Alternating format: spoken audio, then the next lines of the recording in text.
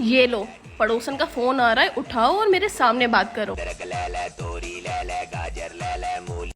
Hello. मुझे तो यकीन ही नहीं हो रहा है किस बात का? कि तुम्हारी भी कमर पर सेम उसी जगह पर तिल है जहाँ मेरे है। और तुम्हें पता है, जो लोग एक दूसरे के लिए बने होते हैं, ऊपर वाला कोई ना कोई निशानी देता है।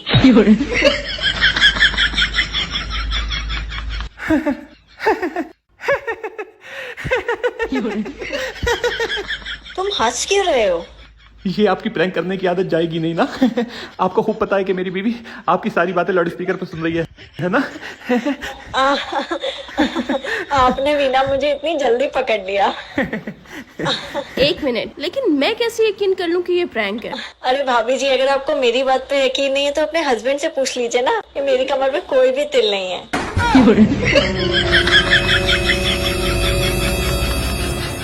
बताओ, पड़ोसन की कमर पे तिल है कि नहीं?